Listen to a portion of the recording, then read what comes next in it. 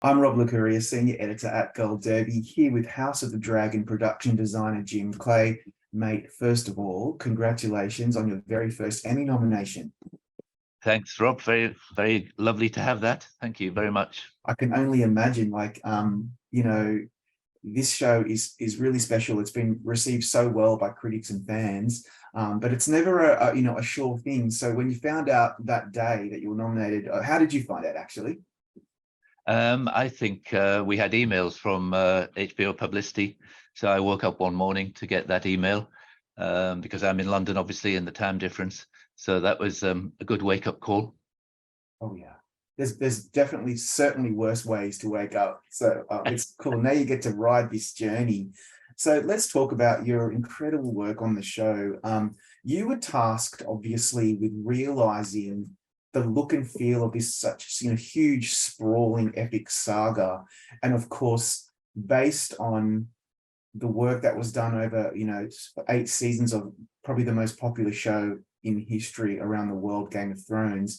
So what was the most exciting and or terrifying aspect of that expansive world building that you embarked on? I think, when I got this job, it was daunting and exciting in pretty equal measure. Daunting, obviously, because we were stepping into some pretty big shoes of, one of the most successful shows in television history. And the world had been set up beautifully by Gemma Jackson originally, and then Deborah Riley. So it was very high standard. And so, you want to fulfill that and embrace that and take it forward. So that was what we embarked upon. I think Miguel and Ryan, our approach was let's embrace and expand where we can into our own world.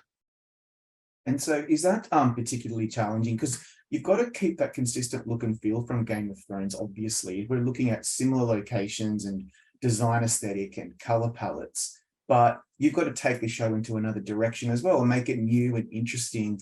And so what was that balance like, and towing that fine line between consistency and also bringing something new to the table?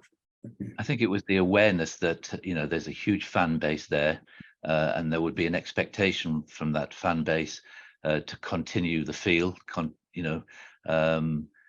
be familiar with the world. And so we wanted to recreate that familiarity and then expand it into our own extended world. We had the leeway a little bit that House of Dragons is 2 centuries before Game of Thrones, so there's a little bit of flexibility there. But we wanted their audience to feel they were in the same show whilst establishing our own show. Yeah.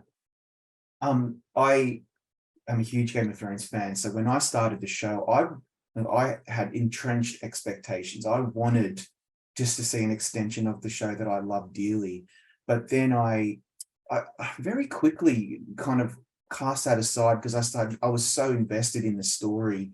And one of the first main sets, and which a lot of that I think was probably VFX, was Harrenhal, which we had seen from the future version of Harrenhal in Game of Thrones. What went into that design? Because it's so epic in scope, isn't it? It is, and we were sort of aware that we'd be seeing more of Harrenhal in the season we're currently doing. So we had that very much in mind. It was essentially visual effects in season 1. We approached the design of it from the point of view that this was an epic castle, a haunted castle built by a deranged mind. So that was our approach to it. It was daunting to human scale, and it had a history of probably built on originally on a weirwood forest, and that the forest had been felled to make way for the castle. But I wanted to bring this feeling that gradually the forest was slightly taking over again. It was reasserting itself on the land where Harrenhal was built, and that comes more really in this season than season 1. But that was all in our minds when we were working on the look of Harrenhal. How much collaboration is necessary with the VFX teams to 100%. to build it out, to make it bigger? Yeah.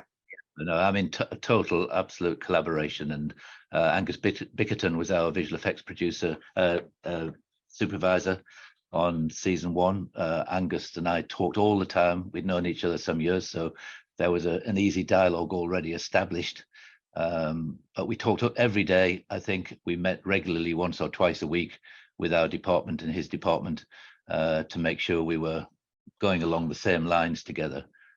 So that was a really happy collaboration, but vital as well. What about the Red Keep and the Iron Throne? What was the thinking behind expanding the Iron Throne to like a stairway, and it's like this sprawling kind of mess of melted swords? I was really taken aback by that, particularly because that thing is what pretty much kills King Viserys by the end of the season. Like, talk me through that. I think that was part of our approach of embrace and expand. That was definitely one where the throne room was very well established. We made 2 essential changes to the throne room, which was the Iron Throne itself and this carpet of swords of the fallen warriors, which, as you say, plays a major part in Viserys' downfall. And the other was Miguel and Ryan had said they would like to introduce into the throne room statues of previous kings. And we did that. We did various designs, various concepts, but with the existing columns, which was so huge, it was becoming a bit of a forest. So I came up with this idea to merge the 2 together and have the statues emerging from the columns. And that's the way we went, and that gave that particular look. So every time you know, a member of the family sits on that throne, they are being looked down upon by their ancestors. So Yeah, that was the brief like from Ryan. relief sculptures, kind of like Petra in Jordan, kind of coming out of the Yes. structure of the building. Yeah, I noticed that too, and I thought that's new. That's something really different that I wasn't quite expecting. It's those little touches that perhaps we don't see when we first watch the show because we're so invested in the story, but for me and others who are on a second or third viewing, it's those little touches. Is there anything else like that, particularly from the pilot, that you want to point out that perhaps maybe the audience didn't? I think the other thing, the other thing, Rob, was I looked at all of the Game of Thrones and the areas of the Red Keep, and again, in the same spirit of expanding, I designed this composite set, which encompassed the inner courtyard, which was familiar to audiences. And just going back a bit, I started on the show after lockdown, COVID lockdown. So I'd been reading the Hilary Mantel trilogy about the life of Thomas Cromwell and the court of King Henry VIII.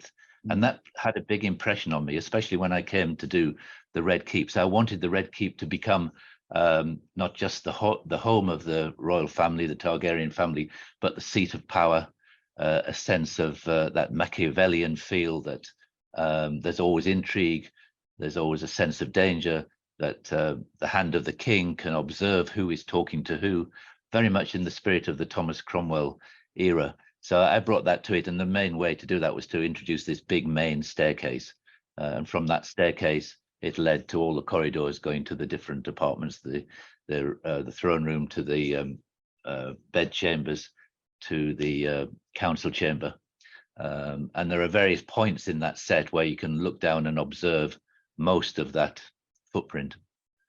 Wow. So that was the other change we made to the Red Keep. Yeah, that's right. That does ring a bell for me now, because I noticed those differences too. I also really love the council chambers. I love, and they're not just in the council the chambers where the council meets. It's also, I think, in the throne room. But those huge chandeliers with the fire coming out of them, were they particularly difficult to get right? They were. That was the inspiration of our brilliant set decorator, Claire Richards. She developed those. And it was really it was a practical difficulty. It was a practical difficulty because of the scale of them and the heat they generated, and we had to have big extractor units to take the fumes away. So that was real fire. That was real fire. It was gas fired. Yes. Wow, I thought that was just VFX. That's incredible. That was real fire, and it became almost impossibly hot sometimes in the set. So we then had to gradually develop more and more of the extraction system to cope with that. But it was well worth it. People remember those chandeliers, and they played a big part in the council chamber and other areas.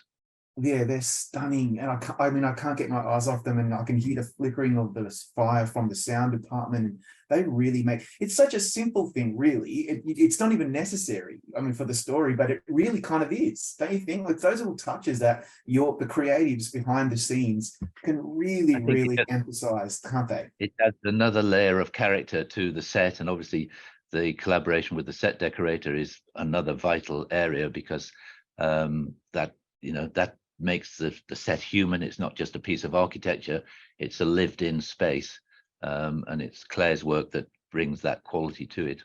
Yeah, a good set decorator and even the supervising art director and so on and so forth, they're there to really kind of make your vision come to life.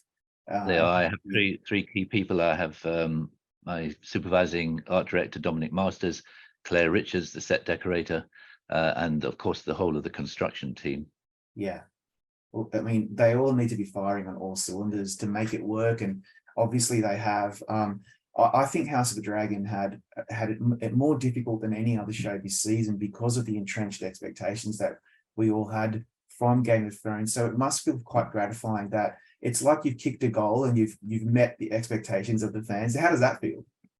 It was pretty huge sigh of relief, honestly, when the first episode went out, and we thought maybe we've just got our audience. Yeah, that's so true. My final question is about something that you slightly touched on the last question, and that is making something feel lived in.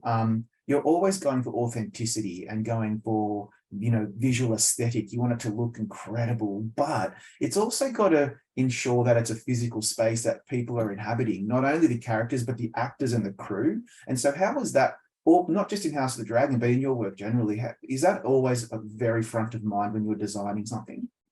Very, very much so, yeah. My background was architecture, so I'd been involved in real buildings, real structure.